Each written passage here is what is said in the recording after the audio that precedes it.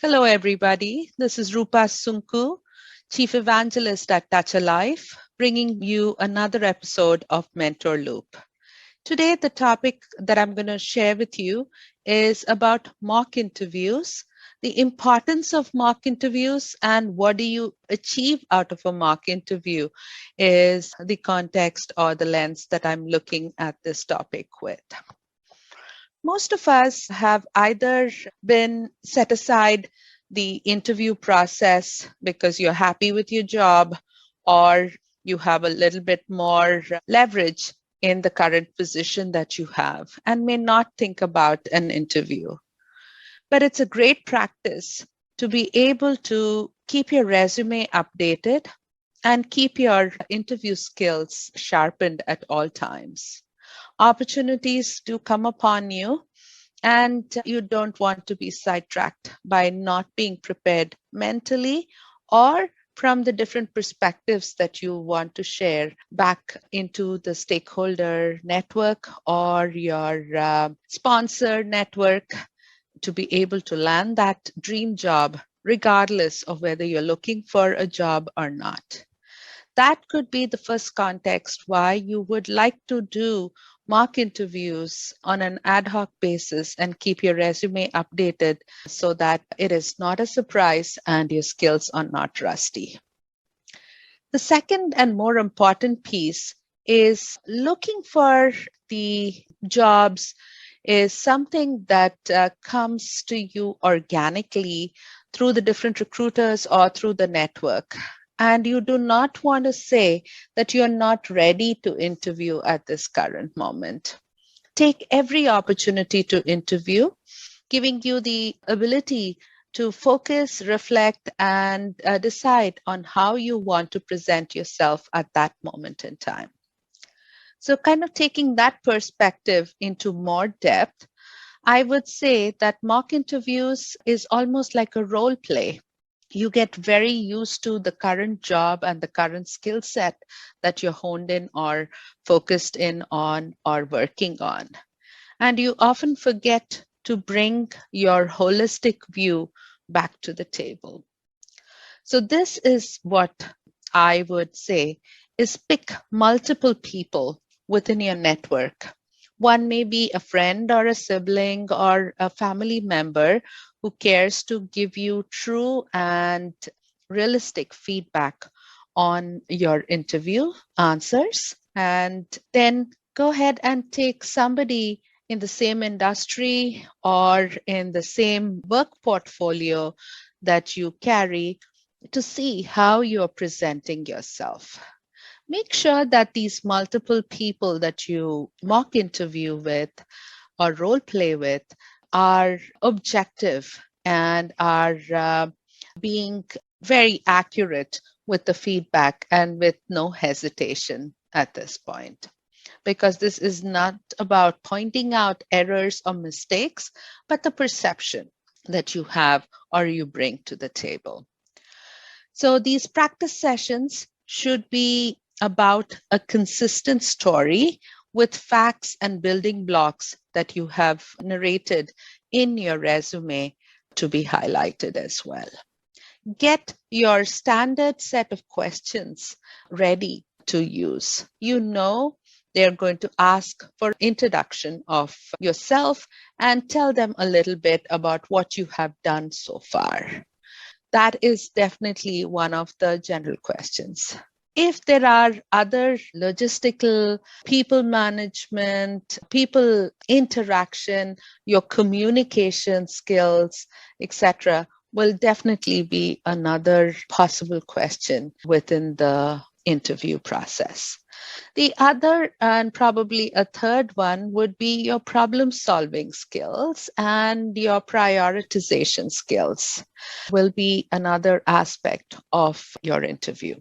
So taking these three general questions that I have, you want to go ahead and mock up these three questions and let your interviewer ask you their flavor of these three questions and have those ready to be answered. Again, as a holistic answer, giving summarization, keeping the sentences clear and concise.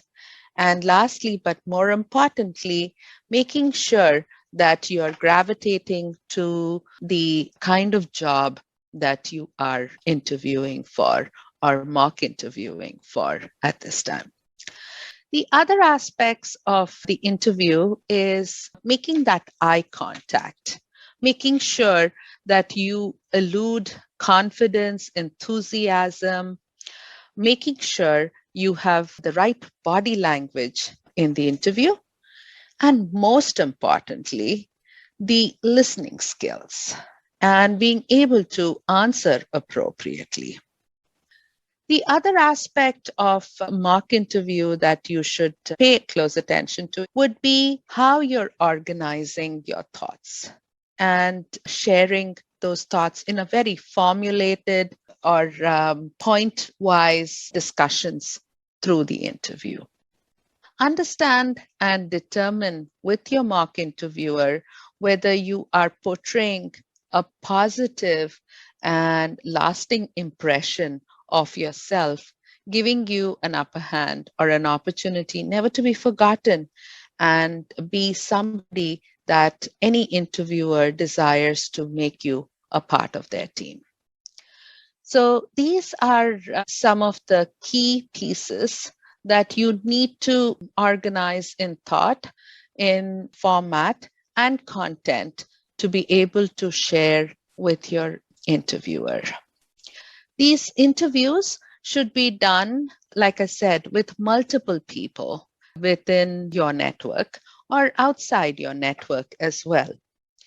And then the other aspect to kind of look at in terms of mock interviews is to use the real jobs that are out there for smaller corporations or similar kind of industries that you want to go into or penetrate the market with, your skills and what are the positions out there. Ability to go ahead and match your skill set to that of the job openings is another exercise that's worthy of putting forward with in this interview process. So once you have gone ahead and established a couple of companies that are out there that is not leveraging your network or it is not a company that you would be totally destroyed about if you didn't get the position, and make this more of a real mock interview scenario.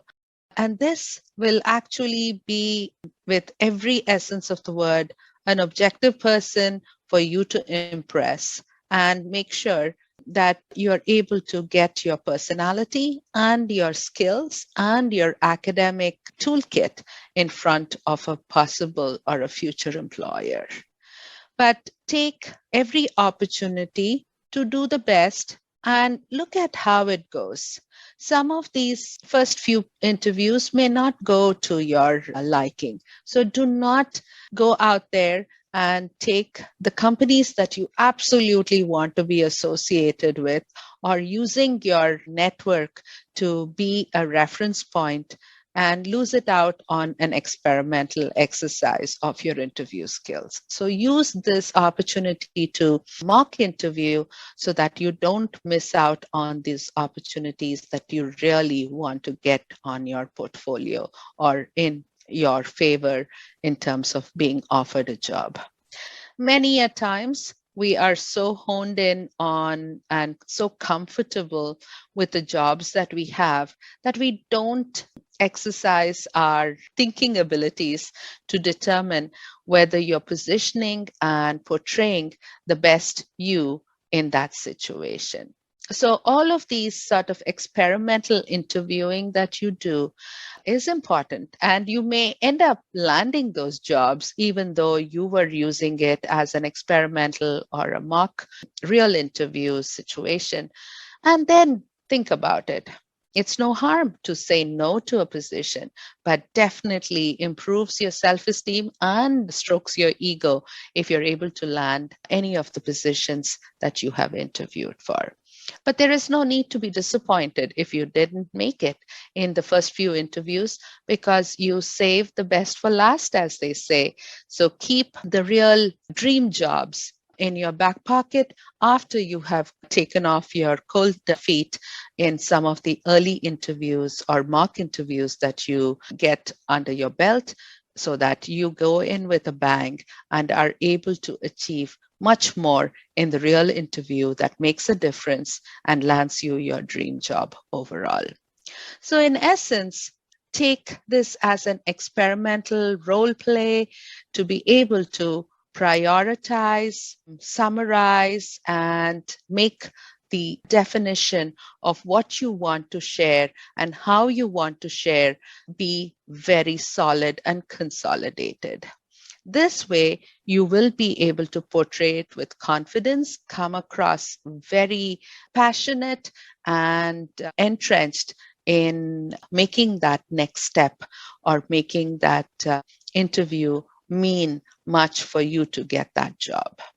Also remember, these sort of mock interviews are very useful as you grow into the top level of the pyramids within the organization. As you know, as you go higher, the number of opportunities become more limited because there are fewer opportunities of the C levels, the VP levels, the senior director levels, or the senior leadership levels, or even at architect or a senior position holder in any of the job scenes. So take the interview process step by step. First, do a couple of companies that wouldn't really hurt you if you didn't get into. And prior to trying that out, use your own network of people who can give you objective perspectives or put on the lens of that hiring manager and provide you some true beneficial feedback so that you can actually improve. Consider going back to your internal network and do multiple interviews and see if you are bringing in a consistent message through each of those interviews. And have a couple of different people with a different mindset, a different level set come in and interview you so that you have a parity and an array of perspectives that you can get from the different people that you have. But don't use the mock interviews as just a learning point and continue to keep learning and not do the real thing. So definitely don't use that as a crutch to go ahead and get yourself out there and get into the real jobs and get into the real positions that you want to go after and absolutely achieve for your career. I hope you found this information useful. And I would like to welcome each one of you to join us as a mentor or a mentee with the Touch a Life Foundation's Career Help Program. And we can be found, and you can enroll yourself with touchalife.org/career help. And would love to hear and get feedback from you on any of the sessions that we have published for you. And again, hope you have found this session useful, and happy interviewing or happy mock interviewing to all of you. Thank you again.